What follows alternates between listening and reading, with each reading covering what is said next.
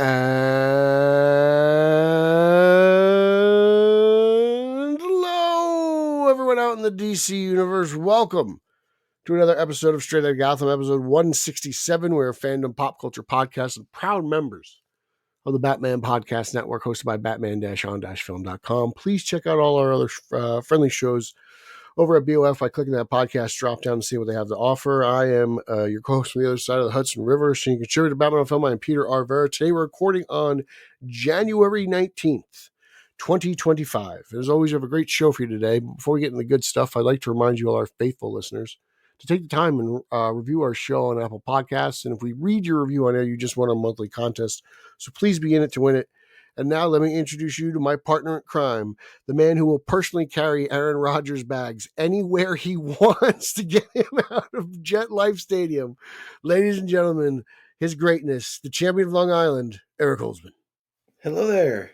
Welcome, everybody. Hello, Pete. Hello, world.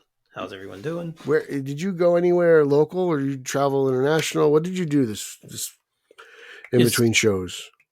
I have not been anywhere. I've been local. I've been home. It's hard keeping track of you recently.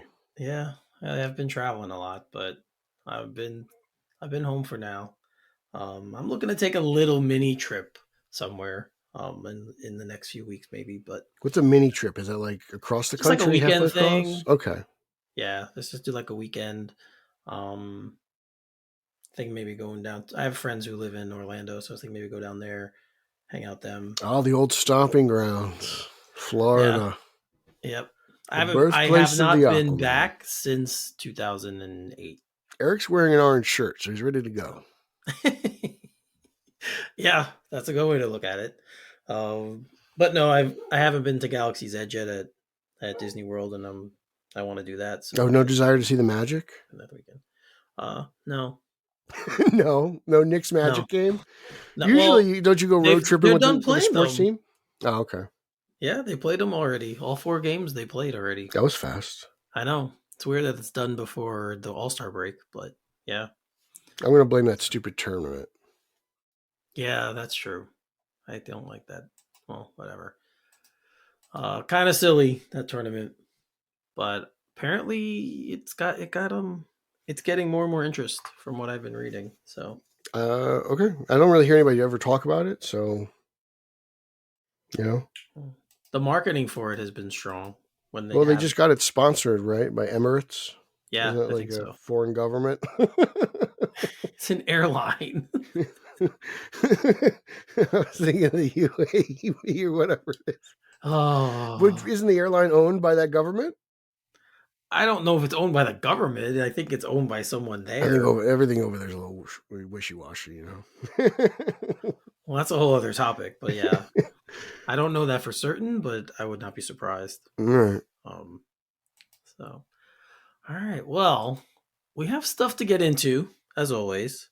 But we were going to do this last week, and we weren't able to hammer down a date to record. So let's quickly talk about Creature Commandos and the season that was, I guess. The finale and the season that was. For me, I enjoyed the season. Again, wasn't earth-shattering, wasn't groundbreaking. There was nothing about it that I was like, oh, that was fantastic. But it was enjoyable. I got to know these characters a little bit more. The finale was, I don't know if underwhelming is the term, but it was just kind of okay for me. But it did tie up a lot of loose ends, and it kind of set up where these characters will be when we see them next. So I think that's kind of what the goal was. I still have affinity for certain characters. I really like Dr. Phosphorus.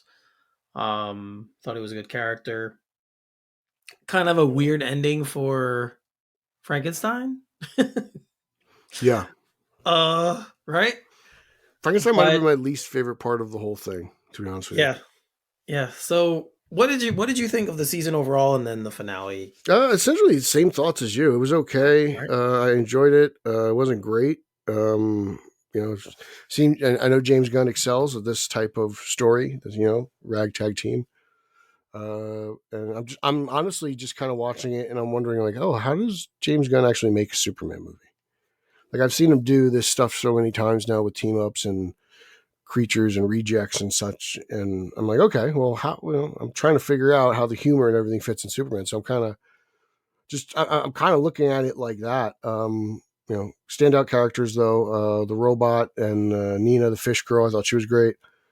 Um, you know, at times I did feel like it was essentially a season of, oh, here's a team and we're going to show you an episode introducing each member, Yeah. because I don't even remember what Cersei and that queen of, I don't know, Russiastan, like I don't even remember what they have in common or why they had to kill her. So like the story wasn't exactly the greatest. It seemed to be the highlights were everyone's origin. So it was kind of like essentially a season of single origin tales. Yeah. Yeah, So I'd agree with that. They were all done flashback style too, right? So everything was a look back, except for Flag. You know, yeah, that's the I one guess we character, already got one flag, so we don't. right? So Don't we have didn't to get go too much. deep into that. Yep. I agree with you. I do remember why they had to kill her, because Cersei came from the future and basically said that she tries to take over the world and does and destroy everything. So Okay. that's what she claims. And then they had to make the switch to kill her, and then it turned out that she wasn't telling the truth, and I don't know, all this other stuff. Yeah. Um, Clayface got involved at some point. yep. you know. Like we got a lot of introduction to characters too. Mhm. And we'll see. Obviously, the infamous one was Batman. Uh, he showed up in this series in cartoon form, so that was kind of not something I don't think something I don't think any of us expected, but we did get a shot at Yeah, I Batman. mean, hey, it looked like Batman. Yep, exactly. Batman So looked like Batman. I think it was like you said. I agree with you. It was a good opening salvo. It was good for Gunn to get something in that we knew like he could handle to kind of Hmm. build confidence in the brand. So I think from that perspective, it was probably a very very strong series. We know it's getting a second season, so must be someone saying, "Hey, go forward with this thing." And there was enough of a response. Yeah, But yeah, it was just kind of okay. Like I think a lot of people feel the same. Like we just want to see Superman now, and yeah, that's what we're waiting for. yeah. It's So just to kick off the DCU. It's like, no, it's Superman. It's not this stupid cartoon. Like right, that's what and I'm only waiting for. because yes, and we probably wouldn't have gotten it first if it wasn't already kind of done. It was something that he had already pitched, so and had developed, so he already had it ready to go, and Yeah, so I guess to get something out there, they were like, yeah, just do that first. yeah. Um, I do wonder if this ever had any connection to the previous installment when he was doing Suicide Squad or whatever. Like just it seems like it seems to have been a passion project, and he had the idea for a while, and he was hammering it out, and right, there's a lot of connective tissue there. So I was just, yeah, I like how I like production stories in Hollywood. yeah. I mean, like I said, it was how the whole thing came about, and we touched on this last episode. Was he before he got the job as head of the DC movie universe or connected universe, or you want to call it, going forward? He had pitched this already. This was something he had already planned out for them. So it just became part of this new installment. And like I said, because it was already done, essentially, they could shoot it and go forward with it. Um, so yeah, it was a good introductory thing. I think it was good to get everyone saying, okay, like when is this happening? Like we would have had to wait a little longer. But it leads into the second part, or one of the things coming from the DC universe. We know Superman is coming in July, right? July or June. I always get the July. mixed up. July, and Supergirl has started filming. So Supergirl, Woman of Tomorrow, has begun filming. Um, we don't know much about it. It's based on the DC comic book series, but obviously If it's that's not the a case, direct. then we know everything about Yeah, but I it. don't. I don't. But you let me finish. I was going to say I'm sure it's not a direct adaptation of it. Hmm. Um.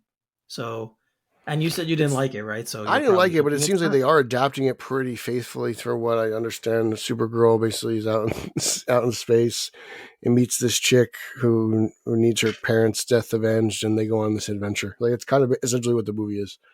Well, that's what the original story is. So And Lobo and all that. I actually don't remember Lobo popping up. I think that's just as Bill would say, a wink and a nod, right? Like the extended universe. I think that's where I actually don't remember. But that's how much I dislike the story. I don't remember much of it. Yeah. But yeah, so we'll see. I mean, I don't know. It's weird. I finally get a Supergirl movie, and I'm like, I'll just rewatch the TV show. I think. Well, I mean, that's what I mean. Like, that's why I threw in the Lobo thing, because Yeah. if he has a large role in it, that's obviously not from the comic. So No. we'll see what happens. It's definitely be like, hey, look, by the way, we got Lobo coming. Right. It could just be like, he has a little 5-minute thing at the end where he's, saying, oh, he's in this universe, and then they go from there. I guess I have to reread this story because I actually don't remember if Lobo's in it at all. But yeah, so that's coming. That began filming. Like I said, we know that Superman is coming in July. Supergirl has also cast. Well, they have also cast her parents. So David Krumholtz, who most people know, usually plays like the goofy, the goofy weird guy role in a lot of things. He is playing her father, and Emily Beecham playing her mother. So there you go. So we're fleshing out the L family pretty fast here. We got Superman's uncle and his aunt. I wonder. I'm interested to see how they play into it. Usually, it's kind of an interesting rivalry. So depending on like what version of Supergirl you actually kind of pay attention to.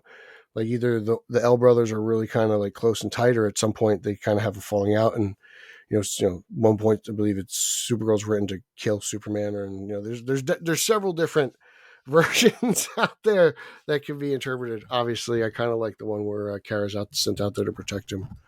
So we'll see. I'm interested to see how Krypton looks. It's just it gives us a little bit more of that.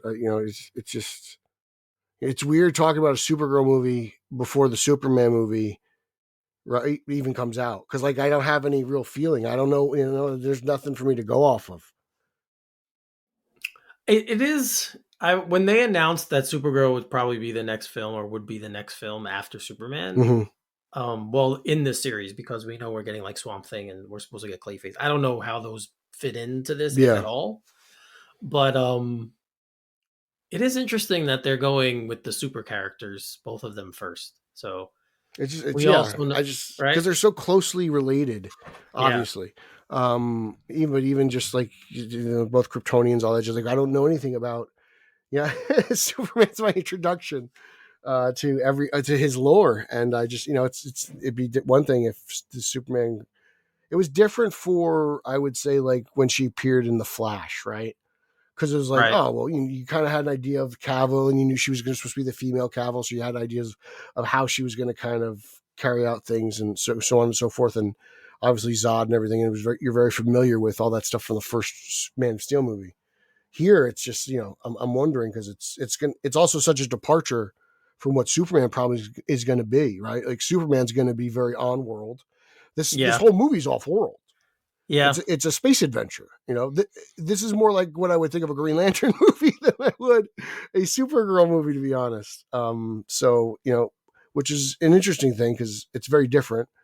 Which is probably why they did this to begin with, because it's so different from what this TV show was, even though that hasn't been on air for 4 years now, and it was only 5 seasons. It's going to be very different. So maybe that's probably why they went with the whole Woman of Tomorrow thing. But yeah, it's just kind of funky. Yeah, Gunn kind of said that it's a different story. Obviously from Superman, who was sent to Earth, raised by parents here, and then this Supergirl who was raised on not even on Krypton, kind of like part of it, and he says watch everyone around her die and be killed in terrible ways for the first 14 years of her life. And then she comes to Earth. So it's different than Helen Slater's, obviously, right? Like yeah. So it's gonna be. I'm intrigued by this story. I didn't read the comic, so I don't have the background. That's what I mean. Like, I don't have any preconceived notions going in, so for me, it probably helps. But for people who have read the comic, I haven't heard anyone talk about it glowingly. I'll say that. It's not just It's you, but beautiful to look at. Like the artist, yeah. Evely, she is a fantastic artist. Like it's probably some of the best looking Supergirl content you get your hands on. You Okay. know, she's no Michael Turner. Obviously, Michael Turner is probably my favorite Supergirl artist of all time. But very interesting, especially all the outer space stuff and everything. Evely did a really wonderful job of that. And you know, the whole reason I picked up that story is because it was written by Tom King, and Tom King's one of my favorite writers. So I was kind of surprised I didn't enjoy it. So it was a miss for you from King, but that happens. It I'm not happens. gonna It's love time to everything. time, you know. Like, but then Yeah. again, like I loved Killing Time, and a lot of people don't talk about that book enough, and that's a different Batman story. But you know, it's just that's the whole, you know, it's the whole gag. Yeah, that's true. All right. So sticking with DC, and you brought up the Flash. The director Andy Muschietti, obviously, who right now is still slated to be the director for the new Batman film, spoke about the Flash, and he said that the film flopped because it wasn't a movie that appealed to the four quadrants. Now, I didn't even know what the four quadrants were. Um, I heard a lot about this, the four quadrants for the first time around. It was like Justice League. A lot of people said that the Justice League movie wasn't going to hit four quadrants. And that was part of the reasons, or something like that, or yeah, you know. And I was like, oh, okay, that's kind of when I first heard all that terminology. yeah. So the four quadrants are essentially demographics, moviegoer demographics, right? So you have men over 25, under 25, women over 25, and women under 25. Um, and if you're telling me that it appealed to none of those, then wouldn't you just be saying that the movie just nobody liked it at all? Like, Yeah, I mean, it's just weird. It basically made me feel like people. Like I was right, like, you like just you broke down just the word people into technical terms. right. Um, he said that people don't care about the characters much. I don't know how true that is. I think the Flash is a pretty popular DC character.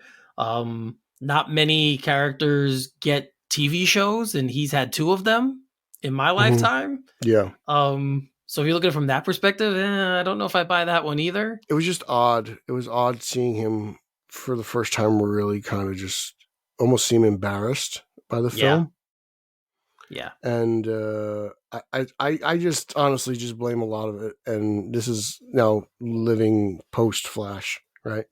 Like I think it all has to do with Ezra Miller. I think he was a much bigger issue than a lot of us thought, and yeah, his issues were just monumentally unavoidable.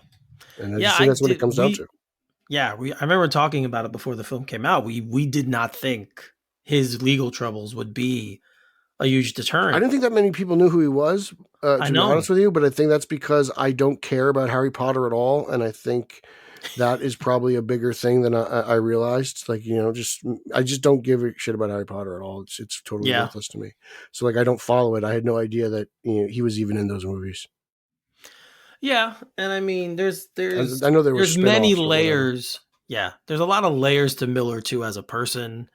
That could be. Those are also issues that could always be possible when you're talking about people going to see a film. Mm-hmm. Um, and it's a shame because I think it's a very good movie. Yeah, and I think he acts very well in it too. He To be honest does. with He you, does a very good job. Now, if you don't like that portrayal that he gave, that's one thing. Then you're not going to like it regardless. But if you're just watching the film speaking for just, directly to Kowalski. well, I wasn't speaking directly to anyone. Oh, but maybe you are, because we Spoken know. enough to him in the last 48 hours. Yes, we know about your quote unquote beef. He's so ridiculous. Oh, he's drinking Drano. So there's a pull. Anyone who knows us should know what line that comes from. But yeah, so I don't necessarily agree with anything he said. It sounds like a director who's just trying to, mansplain, maybe not mansplain, director splain his way through why his movie didn't resonate, and just take it as the L and keep moving. That's what I say. Like, It would have been cool if he was like, if I was able to cast my own lead, things might have been different. You know, I just think if he could have said yeah, that. if we were able to recast, it is funny. It is. There's one thing that people wanted Grant Gustin to play that role, right? They wanted them to take. I mean, I believe they were essentially cast around the same time. It just so Right. it's been a So debate for a long time. I often wonder. Now, obviously, I don't think Gustin is a movie actor, but an actor's an actor, right? So you can, and a good director can do things with actors sometimes and get a better performance out of them. How do you think that would have resonated, though? I'm just curious what you think, because you liked the show, you watched it more Mhm. than I did. I left it and came back. I How do you? think the troubles of Ezra Miller were the reason this movie bombed. Yeah, but So if I it was think Gustin, I think yes, if you put anyone else in that role, I think things are different. I okay, really do believe that, and I didn't believe that going into it. I thought Ezra Miller was a no name. I thought nobody had any idea who this guy really was. Why would they care about his legal issues? But people did, and that's yeah, that's that's what it was. Ezra Miller sank the movie, and you know what? That's why what's his name isn't Kang anymore, right?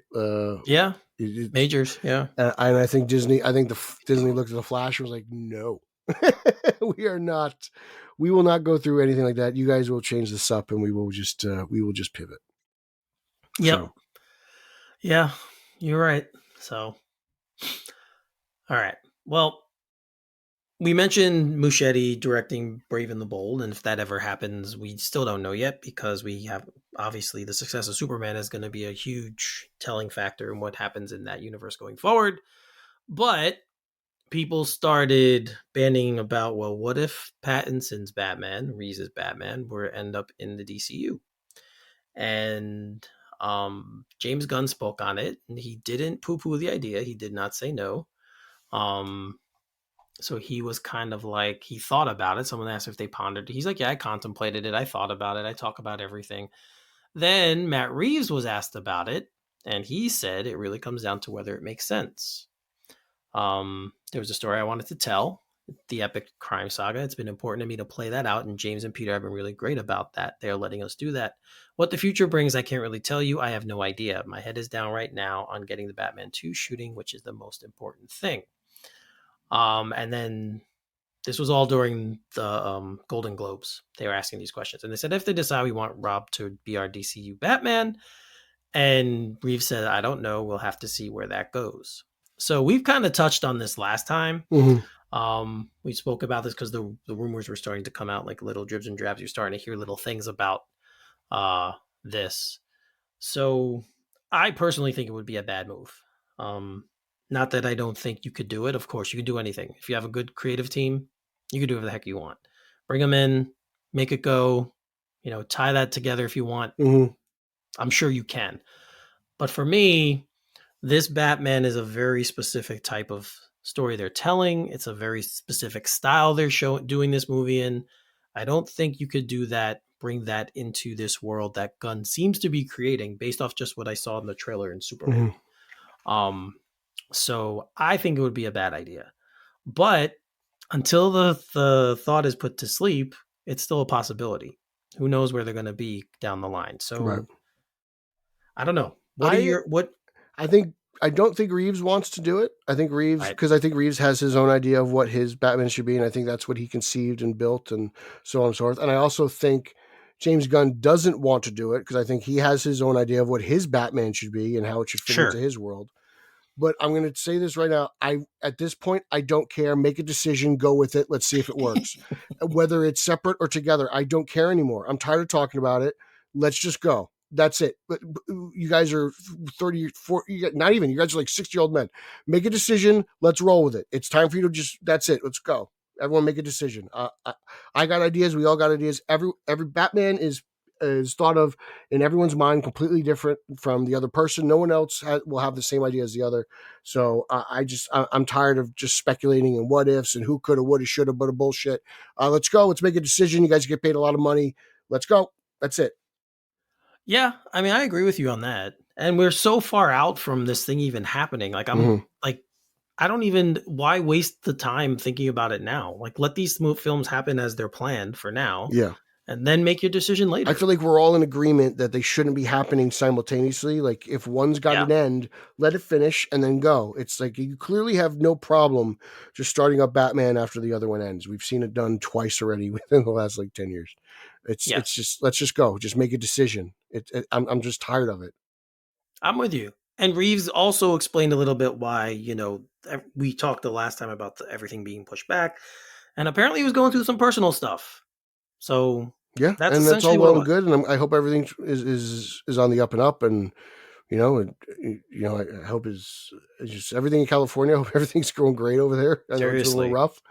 Yeah. But just at this point, everything seems to be all right. So let's get moving. That's all I got to say is let's go.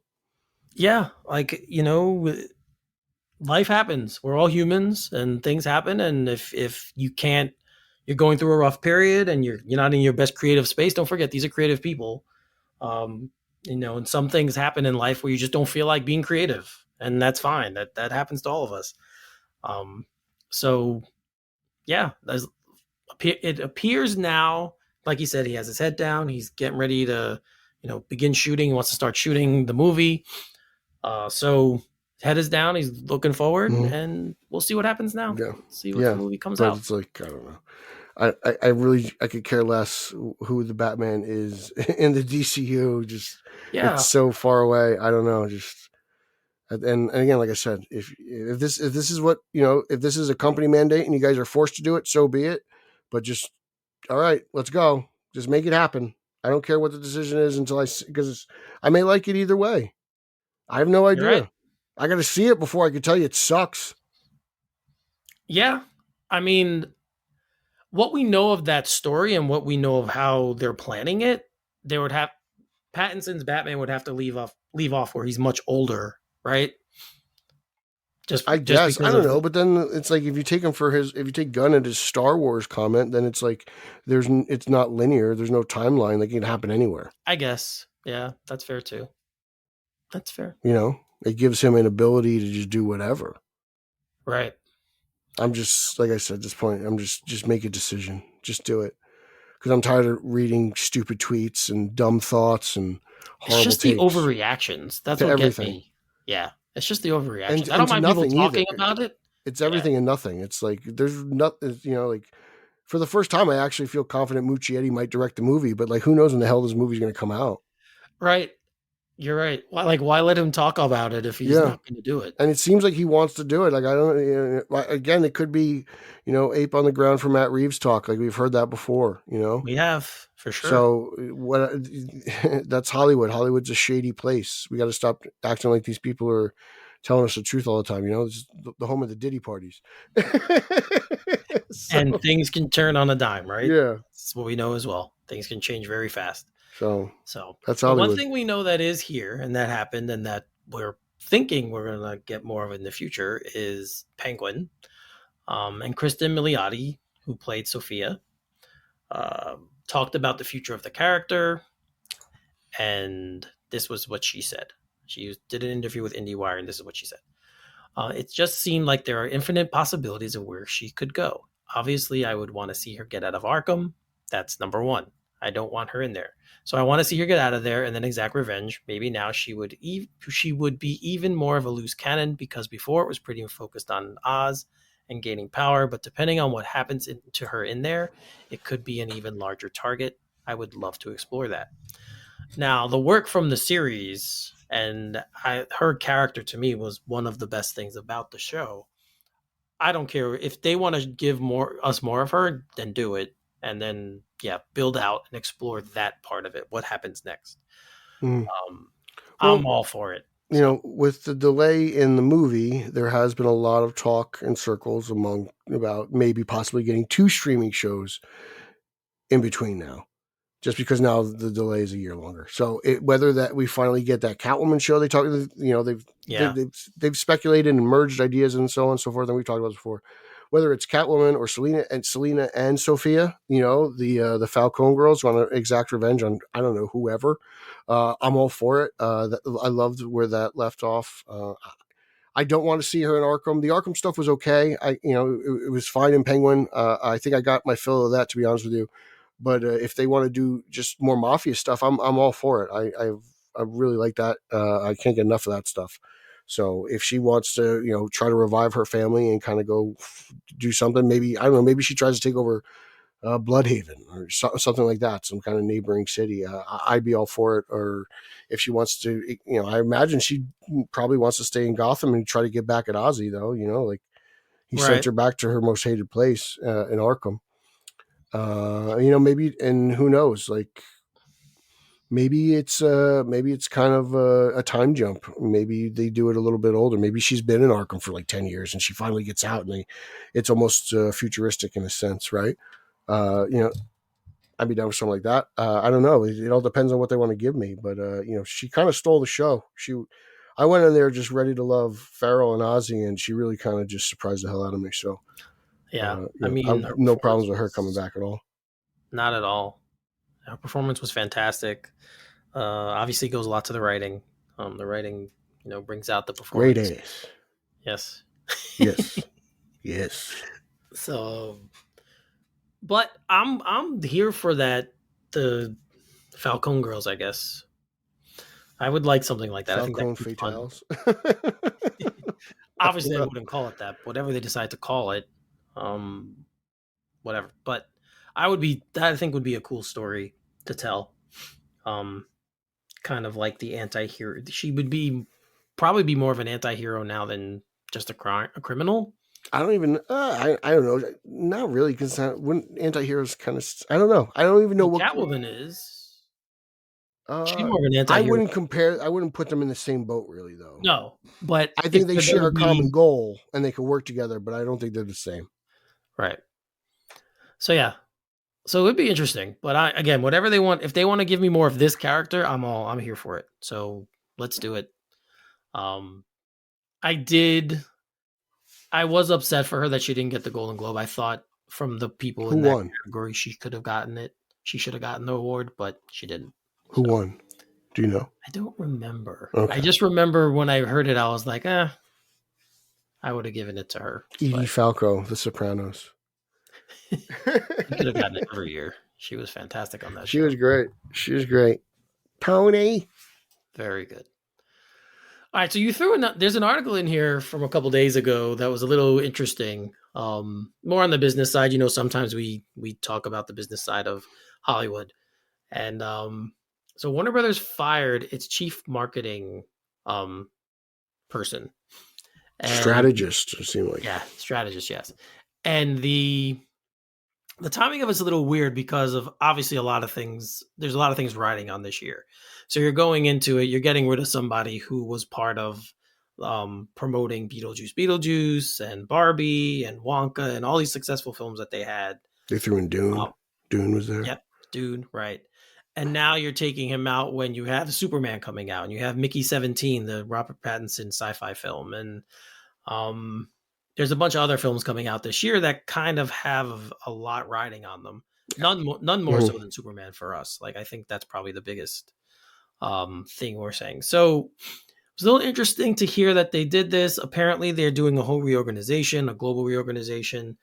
They moved. They're not replacing the guy that they fired. I think his name is Josh Goldstein. That's his name. They fired him. They're not replacing him. But just from a strategy standpoint, what do you think of the firing? I mean, first of all, I think it's a Tatiana Siegel article, so it's a legit article. Yes. She's the best of the best, and I never not read a Siegel article, so that's kind of why I put it in there. I thought it was interesting because they just signed this guy to like a 4-year extension over the summer. It seemed like, and they just fired him, into the new year. So I don't know how things have changed so rapidly. It's just fascinating because you mentioned things like Barbie kind of took over the world, like Barbenheimer, right? Like, Yep. that was a huge thing, and I know that was more social media than anything, but like Barbie got so much buzz. I feel like this guy was kind of onto something. I'm wondering what was, they fired him because they mentioned like old school thinking, and I'm like, well, it worked just a few months ago. Why don't we think it would work for Superman? It's very fascinating. I know Warner Brothers is constantly in flux. It seems like. So it just seemed like it should be something just worth letting people know, because I think, I don't think enough podcasts talk about real business. The only time they ever really mentioned it was when like Hamada was pissing people off for some reason, and I feel like these guys don't talk about the business side anymore. So I figured we'd just cover it a little bit. Yeah, and obviously marketing plays a big part in the success of a film. Like we often talk about when films aren't being marketed, or the marketing happens really late, and we're kind of like, It's why probably is it? also helped with the Flash that we mentioned earlier. Like that movie was horribly marketed. So I Yep, mean, he also had a hand in that too. yeah, that's fair.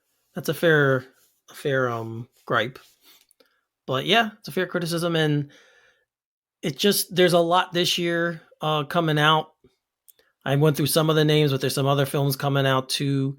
The Mortal Kombat sequel. There's another Final Destination coming out. There's another Conjuring coming out. And these plans for marketing obviously are done way in advance from when the film comes out, because you have to get the ball rolling with sponsors and people like that. So very, very interesting that this happened at this time.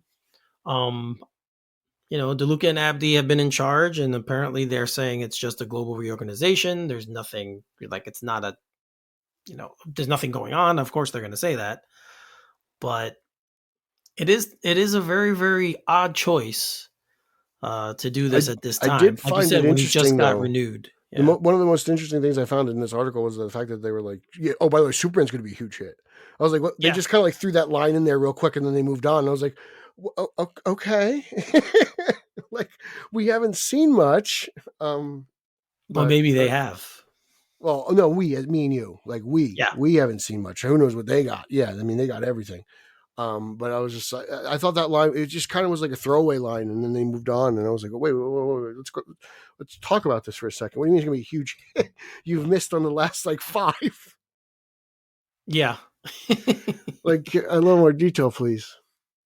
Yeah. Like essentially that's what they say. They're like, Superman's a massive hit, but everything else we don't know. I was like, And that, really? I feel like the last Conjuring movie was a bigger hit than the last Superman movie, yeah. I right? mean, I yes. feel like Final Destination recently has been bigger hits than Superman. It's hard. Yeah, it's hard to tell us that, people who like Superman and would go see anything he's in, when all we keep hearing about is how Superman keeps underperforming in movies. Yeah. So it's hard for you to throw that line in there for us to be like, okay, yeah, we'll buy that. But yeah, a lot of industry insiders think that the next 5 movies that they're releasing are in some trouble, and they're not really sure what to make of them, and that this timing of this move is strange. So we'll see, I guess. But interesting article to read. And again, like Pete said, we like to discuss the business every once in a while, and get out of the fun stuff for a bit and discuss the dollars and cents, even though it's really not fun. It gives you a headache. Speaking of marketing, Warner Brothers marketing, Krypto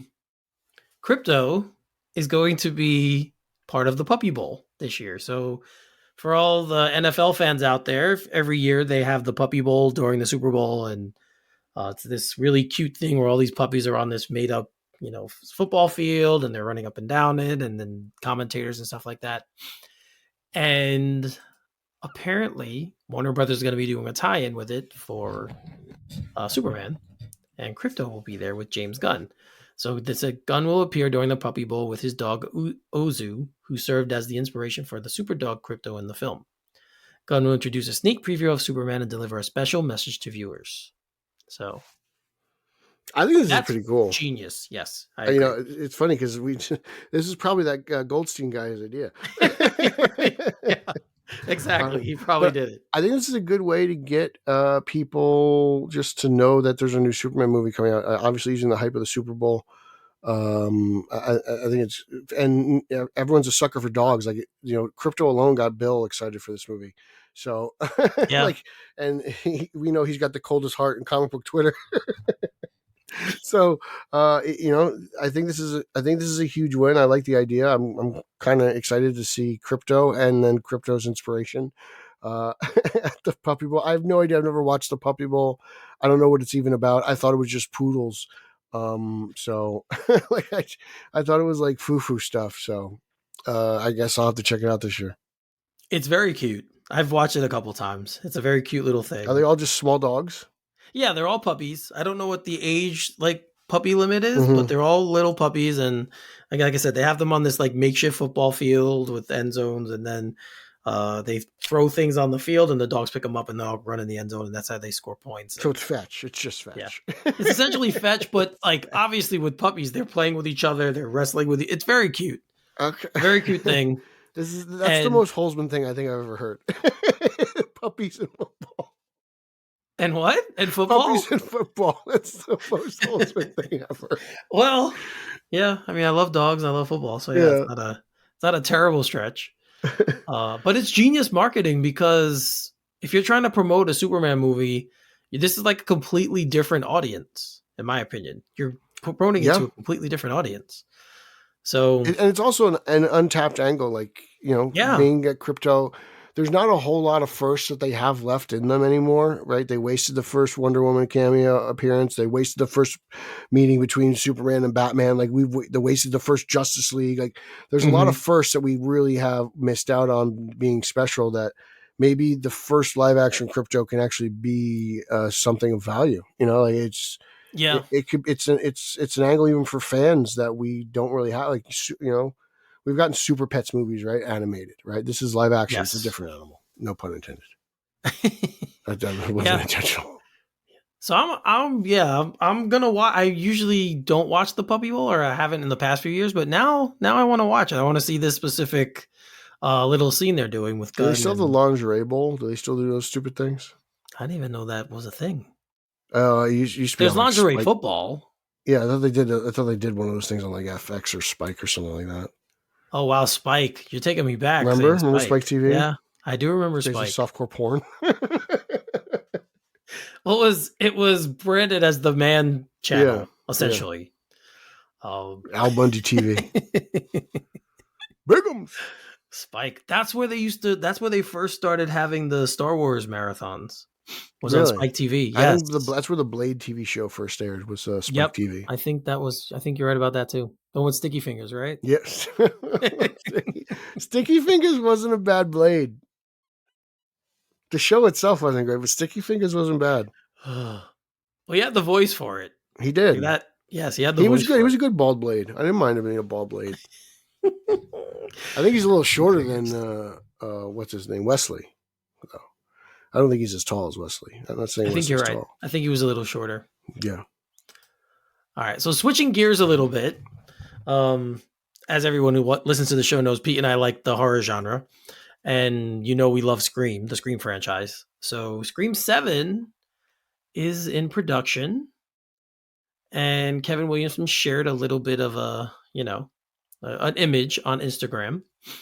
So production's officially underway, and he added a little comment. This was his comment, on Instagram. I'm not supposed to post about Scream, and I hope at Spyglass Media and Paramount Pictures will forgive me, but when you have one of the best days of your life, it's really hard to keep it to yourself. What an extraordinary day I had working with an amazing and talented cast and crew. They brought their A game and had my back every step of the way. I'm so very grateful for this opportunity, and to Wes Craven, who was on my mind through it all. The profound impact he had on my life and career is endless. What a day. I can't wait for tomorrow. And then hashtag Scream 7. So I'm excited. Nev's back. That's all that matters. Let's get it going. Like, I'm just ready to roll, man. Like, I'm interested to see the fallout. I'm very curious to see what happened when Sydney finds out Dewey's not around, to be honest. I'm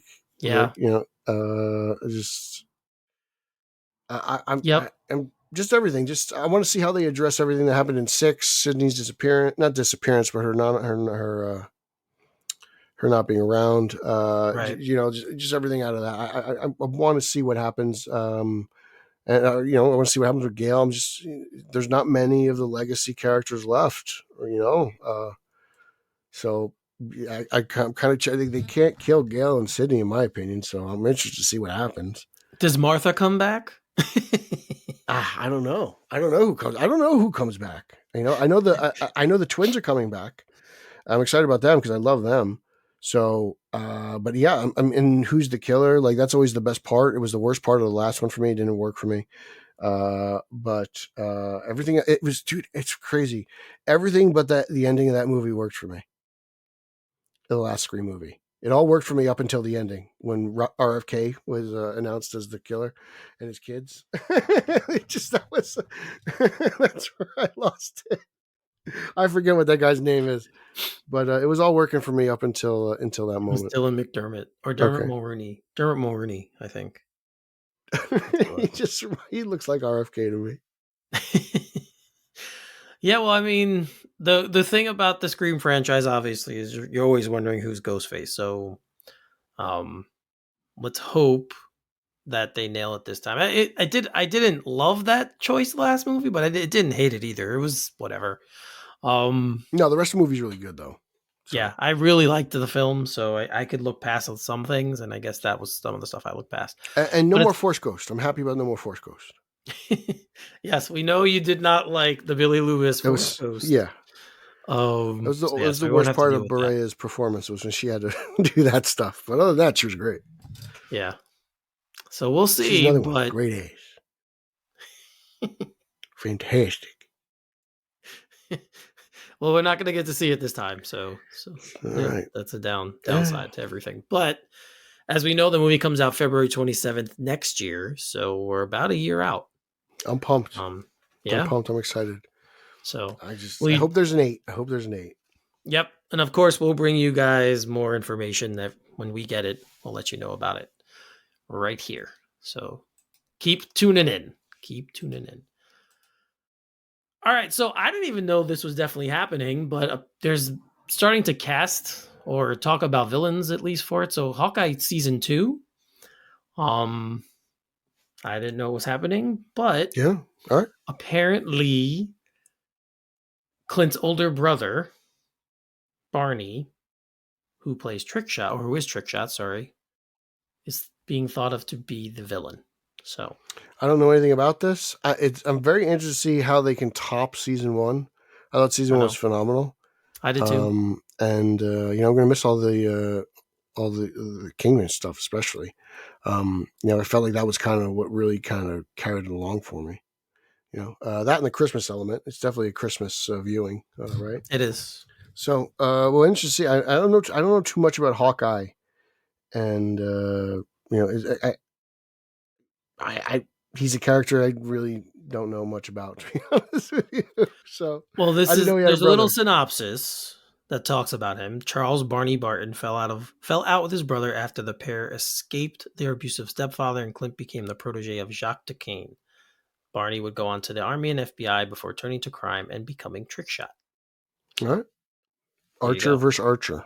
Here we go. Yeah, so which would kind of be cool, I think. Did we ever get this in Arrow? Right? We got this in Arrow, didn't we? Yeah. So it'd be cool if it happens. It'd be a cool little, family. Is what's her name going to be in it? That's another question. Who? Kate? New Hawkeye, yeah. Yeah. I don't know. The last we saw of her was the end of end of the Marvels, the post-credit scene. Because I'm kind of curious. Like, I'm like, oh, maybe I'm surprised now that we're talking about this that they didn't center this more on her. But I felt like the first season was so centered around her. So we'll see. I don't know. It'll be interesting. Yeah. So we'll see what happens. It's going to be interesting to see if the Young Avengers ever happens. They talked about that with all of them too. So be interesting to see if that ever happens. I think that would work better as a show. But I don't think you're wrong.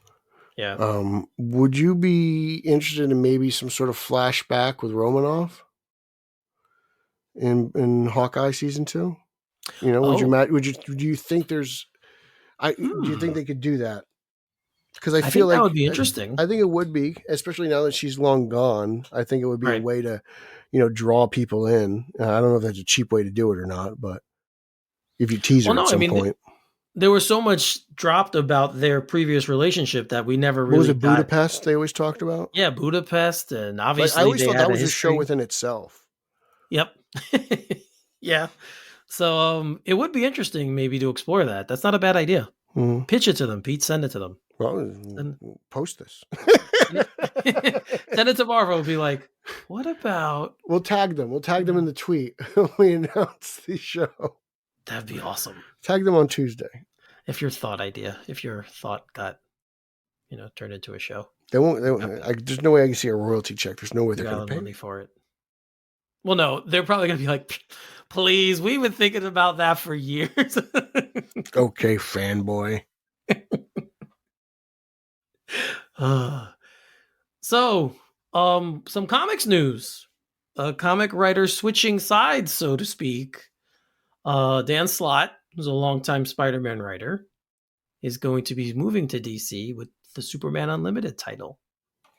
So yeah, which is going to be part of Summer of Superman. So it seems like they got a whole initiative going forward, and I think it's cool. We'll see how this works. I mean, sometimes these writers they come over, like Bendis came over and it was miserable, and his Superman was horrible. So it's weird how they can write some characters and they can't write others. You think a good writer could just tackle it, but we'll see what happens. I'm interested to see what happens with this Summer of Superman stuff. I wonder what else they have up their sleeve. They have new comics coming.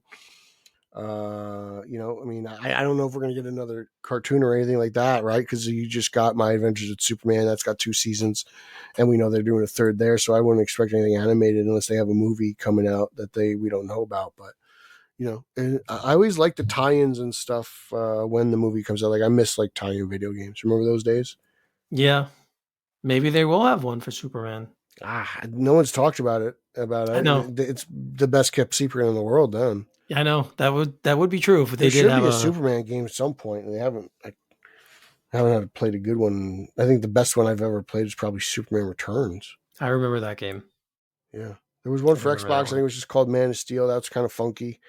And then Superman 64 is horrible. that was the first. That was one of the first games I rented and was like, I'm so glad I didn't buy this. Superman 64. Yeah, so we'll see. I'm interested to see what the Summer of Superman's going to be too. We know it's an initiative that they're pushing, but we have no idea exactly what it entails. So maybe a new box set of some Superman movies. I don't know, maybe 4K or something. I can't think of the last time they even did one. I mean, there's a number of ways they could go with it. Merchandise, obviously, maybe a new clothing line with Super. I don't know, but Superman merchandise, memorabilia. But yeah, I mean, the movie obviously is the central focus of it. So, but if they're saying summer's 3 months. Yeah, it's a long time. All right. So we're gonna have to see what they do. I hope that movie has legs. Yep, if it's a dud, it's gonna be a horribly long summer. It's gonna go from the summer of Superman to the July of Superman, and then that's it. Yeah. No more. We're done with the push. It'll be 2 weeks most. The man. character will continue though, right? It'll be. If this movie doesn't take off, I think it'll be a long time. Another pun? Is that pun intended too? It's not a pun. I can't help it that he flies. I think you got a significant wait if this one doesn't do good. I agree. I don't know what it means for the future of DC in movies either. So I think the only thing it won't affect will be Batman and Spider-Man. Well, yeah. I think they will try to pump out as many Batman and Spider-Man movies as they can, but at some point, I don't know if you'll ever see another Flash movie. It sucks. Think about how long you waited between Green Lanterns. That's how long you're gonna wait between Flashes. At least. And we're not like Lanterns are not even getting a movie. You're getting a show. Yeah. Like it's not even a big screen thing. So I don't know. You go. You're still waiting. So it's got to hit. It's got to hit. Yes. Sorry, Blue Beetle fans are happy though. They got their one movie. They never thought they'd get one. Blue Beetle fans are very happy. And it's outside of Susan Sarandon and the villain being Yeah, I liked it.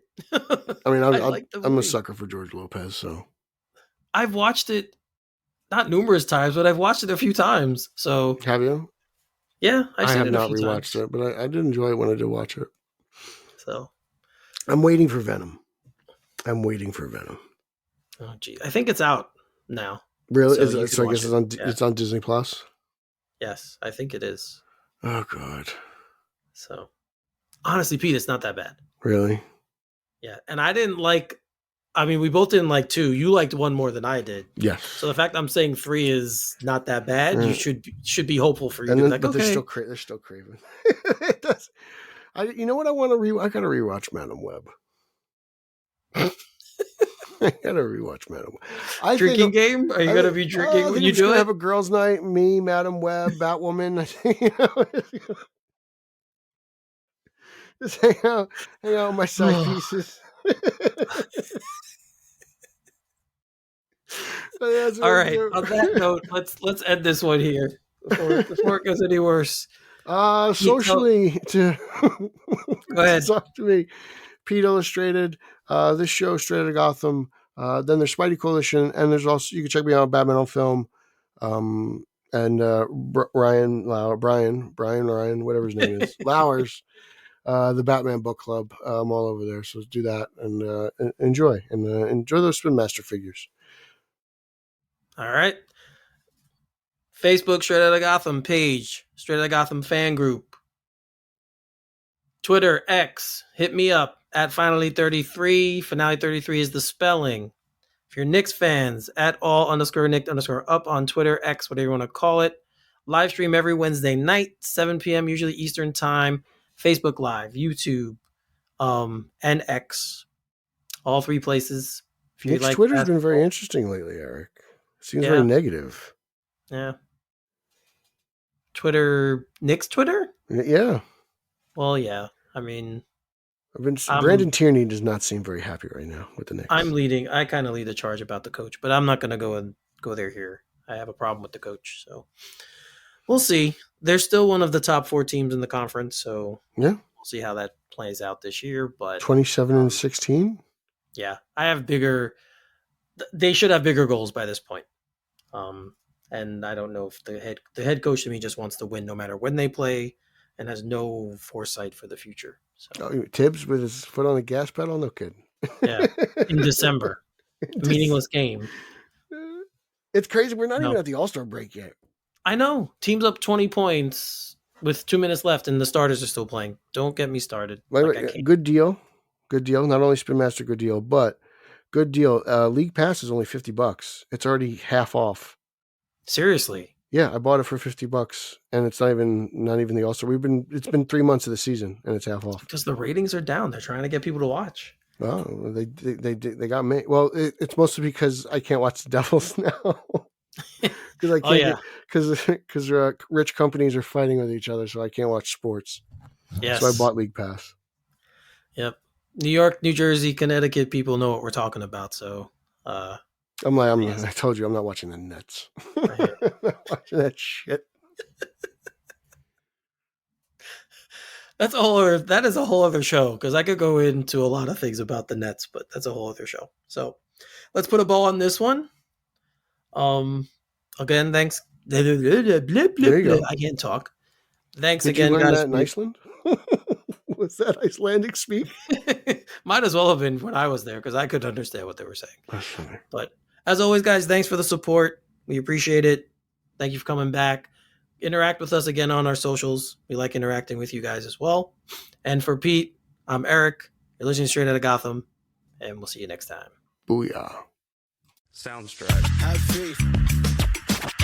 Have faith. Believe in your source.